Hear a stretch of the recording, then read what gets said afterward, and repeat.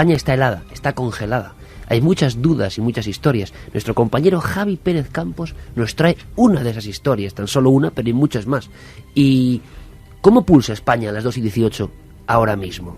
¿Cuál es la voz de nuestro país congelado en este mismo instante?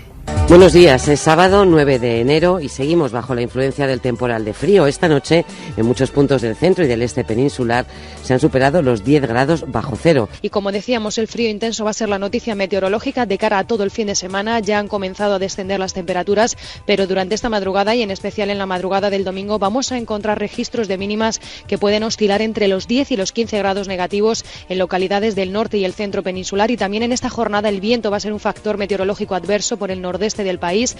Esta mañana yo estaba en la camita más a gusto, acabo de salir de casa, pero hace un frío de la Virgen. Yo he salido a cambiar unos jerseys que compré ayer en las rebajas y he subido, eso lo estaba comentando mi amiga, que he subido llorando como una magdalena, por eso me he puesto gafas del frío que hacía. Pues con el frío, con esa cosa tan cotidiana, tan aparentemente alejada del misterio, también han pasado cosas curiosas. Carlos Largo, buenas noches. Buenas noches, Iker. También tú afectado por la maldición del frío. No sé si la pulsa dinura, pero el frío sí. Un poquito. Cuéntanos últimos datos y algunos muy interesantes que yo tenía curiosidad personal por saber. Pues mira, podemos decir que a esta hora la Agencia Estatal de Meteorología ya preveía que algunas comunidades iban a tener una temperatura de 15 grados bajo cero como mínimos. Y 15 de hecho, bajo cero y es mucho, ¿eh? De hecho, también todas las comunidades autónomas, como decían en el último boletín informativo los compañeros, están en alerta máxima por nieves y temperaturas mínimas, salvo Canarias. Y sobre todo hay que prestar atención a las comunidades de Castilla y León, Asturias y Cantabria, donde se van a producir las mínimas. No sé si habrá ocurrido en alguna ocasión que todo el país esté en alerta máxima. Pues no lo sé, pero hay una cosa en este temporal que es muy curiosa, sobre todo como aviso a navegantes para el futuro. Lo que está sucediendo no solo aquí, sino en Reino Unido, en Alemania, en Polonia, que están teniendo temperaturas de 40 grados. 40 bajo cero. Francia, etcétera, etcétera. Y ya lo he leído en un par de sitios, sería un avance, sería una muestra muy buena de lo que nos esperaría casi de una forma exacta si se produjese la temida detención de la corriente del Golfo, de la corriente termoalina, que es básicamente la que templa a la Europa occidental, la que nos favorece con el clima más o menos templado que tenemos. De hecho, lo que estamos viviendo es lo que se supone que sería una proyección de lo que tendríamos en esas circunstancias, que básicamente, para resumir mucho, sería el clima de Polonia. No el clima de Polonia de ahora, que en Polonia tiene el clima de Siberia, sino el clima normal de Polonia. Pues imagínate esto, pero para siempre. O sea, lo que nos estamos jugando muchas veces con esto del calentamiento global y que nos lo tomamos como bueno para dentro de muchos años y tal, puede tener consecuencias muy directas y muy próximas. Y yo creo que ahora que acaba de haber una gran conferencia que ha acabado absolutamente en nada por parte de todos los países participantes, pues yo creo que los gobernantes deberían tomarse todo esto un poquito más en serio. Santi, ¿cuál crees que será la temperatura más baja que se ha alcanzado nunca en nuestro país? Pues... Echemos una apuesta. Juanje. 34 bajo cero. Carmen. 27 bajo cero. Yo creo que 37 bajo cero había escuchado. ¿Tú? Jolín, pues yo lo dejaría eso en unos 30, no creo que... Javi, Pérez Campos, buenas noches. Buenas noches, Iker. 30 también. Carlos, solución. Pues han dado en el clavo Santi y Javi, porque efectivamente la temperatura mínima en términos absolutos que se han registrado aquí en España, la mínima fueron 30 grados bajo cero en Calamocha, en el Teruel. 17 de diciembre de 1963. Mira, hace poco nos lo decían, ¿eh? En Londres. 30 bajo cero, tiempo siberiano. En Londres, una persona que era de Calamocha, un gran cortador de jamón, sí, que encontramos de jamón serrano en Londres, nos decía que él era de Calamocha y precisamente nos hablaba de esa gran nevada y esas temperaturas tan bajas que vivieron. ¿Y lo máximo que se ha alcanzado en estos días de frío? Pues en estos días han llegado las temperaturas, como decíamos, la pasada jornada de la madrugada del viernes al sábado, por ejemplo, llegaban hasta 10 grados bajo cero, sobre todo en comunidades de Castilla y León, Cantabria. Pero en la yo he zona escuchado norte. hasta 20 bajo cero, en Soria. En Soria también se llegó a producir esta temperatura Madre mía. mínima. Bueno, en Soria, en bajo cero. Albacete y en Teruel, te daré luego algunos datos de temperaturas que se han producido a lo largo de la historia, porque son terribles. Y nieve acumulada. ¿Qué tiene que ver esto con el misterio? Bueno, vamos a resolverlo. Javier Pérez Campos, nuestro compañero, nos informaba de cómo la nieve había aislado a algunos pueblos de España y lo que sucedió a partir de eso, viviendo en cuevas, viviendo casi como en la prehistoria, y no hace tanto tiempo a nivel cronológico. Cuéntanos. Pues todo esto ocurrió en 1888, precisamente por eso la llamaron la Nevadona de los Tres Ochos. La Nevadona de los Tres Ochos. Dijeron que era la madre de todas las nevadas, que nadie recordaba nada igual, y fíjate, toda la información que tenemos actualmente sobre la mesa es información recogida de periódicos de la época, de periódicos locales, porque en la prensa nacional fue imposible publicar absolutamente nada porque no llegaban los corresponsales a la zona. Concretamente Cantabria y Asturias, que son las dos zonas donde se produjeron principalmente estas grandes nevadas, estaban totalmente aisladas de Castilla, del resto de España y por supuesto del resto del mundo. ¿Hasta qué punto llegó la nieve? La cota máxima en zonas muy concretas, 8 metros de altura. 8 metros de altura. Claro, estamos hablando de elementos ahora que nos sorprenden y vemos a los reporteros metiendo la bota y diciendo, mira, 1 metro, 8 metros de altura en el mismo año, un año muy marcado, ¿verdad? Santi estará pensando lo mismo, de los crímenes de Jack el Destripador. Efectivamente. El triple 8. 8 metros de altura en zonas de Asturias en concreto. En zonas muy concretas, sí. De hecho, lo medían con los postes de telégrafos, viendo cómo hacia dónde llegaba la nieve, ellos eran capaces más o menos de atisbar los metros que alcanzaban las cotas de nieve, claro. Lo normal era 1 metro, 1 metro y medio, 3 metros, en zonas también determinadas 4 y 5 metros, y fíjate, tenemos por ejemplo aquí una fotografía de la zona donde aparece un hombre con la nieve prácticamente hasta la cabeza. Sí, sí, sí, y el pueblo completamente sepultado. Describían aquello como una gran sábana inmensa, gigante, blanca, que se había deslizado sobre el norte peninsular. Y incluso, fíjate lo que decían las crónicas, que los mares y los ríos se habían helado. Decían que los barcos que llegaban a los puertos empezaban a desquebrajar los hielos y era así como llegaban a... O sea, una escena de Groenlandia en la España de 1888. Has hablado con especialistas y con cronistas porque lo que más nos puede interesar es qué llegó a pasarle a aquella gente. Si hoy es un problema lo que está ocurriendo, ¿qué pasaba en la España de 1888 a aquella gente que sufrió la gran nevada, la Nevadona? Claro, hemos hablado con José Manuel Puente, que es un profesor en Geografía e Historia, y realizó un estudio realmente exhaustivo sobre todo esto, y principalmente lo más curioso es lo que sucede alrededor de los pueblos, ¿no? Cómo se empiezan a quedar completamente aislados, cómo intentan sobrevivir, porque claro, los animales no tienen alimento, con el frío empiezan a perecer. En las zonas rurales de aquella época es imposible que la gente pueda salir a buscar alimento. Entonces, una especie de maldición también, creerían casi. Sí, entonces intentan salir a pueblos cercanos a pedir auxilio, a intercambiar alimento, ¿no? Y dicen incluso las crónicas que esta gente que salía en busca de ayuda iba con la nieve a la cintura e incluso en ocasiones al cuello y llevaba los brazos extendidos para poder llevar los alimentos que iban a intercambiar. ¿Qué pasó con aquella gente? ¿Qué ocurrió? Porque hay una especie de elementos laterales a esta historia, Javi, que a mí me sorprendieron mucho, y es la vida como en la prehistoria. De repente, toda la tecnología de esa época de las luces, la nieve la colapsa, que es algo que aprendemos ahora, ¿no? Cuando a la naturaleza le da por ahí, todo se colapsa y se vuelve a las cuevas. Sí, ocurre concretamente en Bulnes, el pueblo de Bulnes.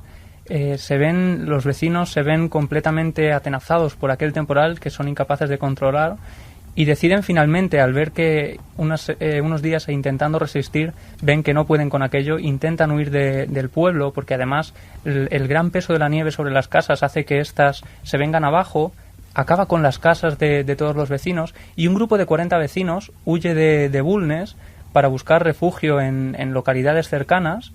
Y es entonces cuando se ven amenazados por una tormenta mucho mayor que la que les estaba amenazando hasta entonces y deciden refugiarse en una cueva que encuentran por el camino.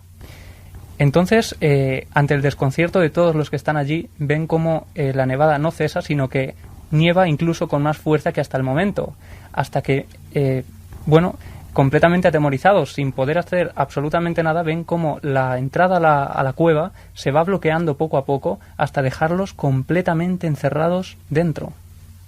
Pero esto fue algo que superó todo lo que ellos podían prever y las dificultades fueron máximas. La gente padeció auténticas situaciones de miseria sobrevenida con motivo de la nevada y de hecho estadísticamente en los meses posteriores, a lo largo de la primavera y del verano, está comprobado que hubo una emigración masiva a Cuba y Argentina, justamente como consecuencia de la miseria en la que dejó este tremendo temporal a toda esta zona. O sea, que la nieve fue una maldición en el sentido de que arrasó por completo la economía doméstica de aquella gente que acabó viviendo como los primitivos. Sí, este era José Manuel Puente, con el que habíamos hablado.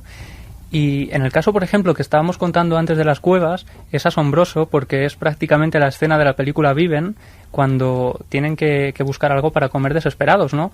Allí tenían varias cabezas de ganado y con ellas deciden alimentarse para poder sobrevivir. Pero claro, en una cueva llena de nieve con aquel frío era imposible hacer fuego, por lo que finalmente acaban comiendo carne cruda.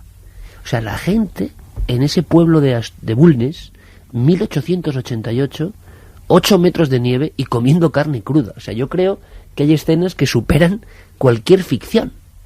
Y viene, como siempre, reflejado en los documentos que nos traes. Sí, tenemos varios periódicos, prensa local sobre todo, La Tía Cacica. el periódico de Villaviciosa. Sí, 1888. Y desde luego la forma de hacer periodismo y de contar las cosas de aquella gente con aquella cercanía es impresionante. Hemos también extraído algunos trozos que nos han llamado la atención y que ahora podemos leer. Cuéntame.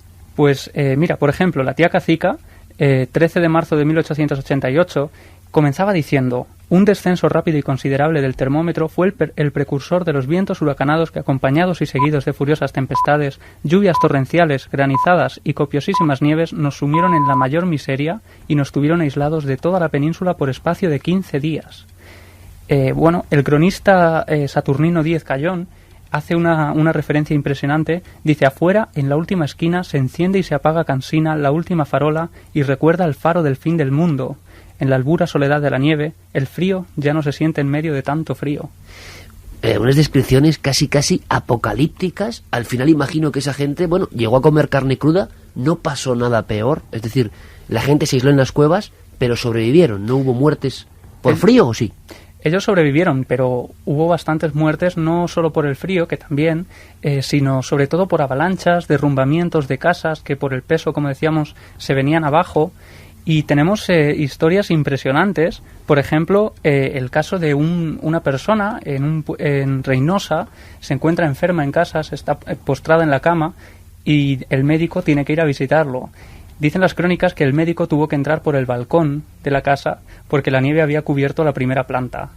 8 metros de altura, la nieve en Asturias. Siempre todo lo que imaginamos tremendo ha pasado ya. Y queremos recordar quizá lo peor, ese triple 8 que se conjugó de manera casi maléfica sobre una zona de Asturias. Sí, y José Manuel Puente nos contaba que es que el siglo XIX y concretamente en 1888 se dieron ahí los últimos coletazos de la última edad de hielo, la última edad glacial, y por ello fue precisamente por lo que se dieron estas cotas de nieve. Hubo varias nevadas impresionantes en el siglo XIX, pero esta de 1888 fue sin duda una de las que se llevó la palma. Y si quieres vamos a escuchar a José Manuel Puente contándonos una historia impresionante de uno de los supervivientes al que llamaron el niño que sobrevivió a la nieve. La situación de las avalanchas donde más crítica fue justamente en Pajares.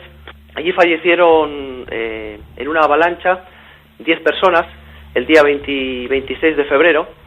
Ten en cuenta que estas 10 personas se las tardó en rescatar exactamente 4 días y hubo solamente un sobreviviente, un niño de 5 años que le encontraron vivo. Este niño se llamaba Antonio Fernández y junto con él falleció en el derrumbe de su casa por la avalancha su madre, que estaba embarazada, una hermana y su abuela.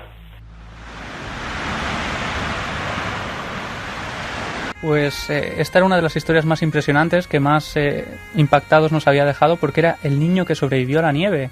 En brazos de su madre lo encontraron 4 días después de que su casa se viniera abajo y quedara completamente llena de nieve. Bueno, es que este elemento que nos fascina y a la vez nos aterroriza, porque es capaz de hacernos pasar grandes momentos y a la vez dejarnos en las grandes miserias, como estamos viendo en este caso. Sobre todo, Javi, que una zona de España sufrió migración total porque un elemento tan exógeno que puede parecer decorativo en estas fechas puede arrasar. Y más, en ese año hemos aprendido dos cosas importantes, que eso es posible, que se llegaron a cotas increíbles y que fue la gran nevadona de 1888. Gracias por la crónica, Javi. Si quieres, Iker, como último dato, vamos a dar las cifras de los desastres de aquella época. Más de 200 casas derrumbadas. Nieve, solo por la nieve. Sí, solo por la nieve. Más de 3.000 cabezas de ganado muerto por la nevada y alrededor de unas 30 muertes de personas que estén contadas y de los que haya constancia, claro. Magnífico trabajo, compañero. La historia de la gran nevada 1888, el 888, que arrasó una zona de nuestro país. Quisimos adelantar el tema porque, desde luego, mejor noche para hablar de este asunto, para contemplar la nieve de otra forma, imposible. Menuda historia. Historias que vivieron los abuelos de nuestros abuelos. Gracias, Javi. Gracias, Iker.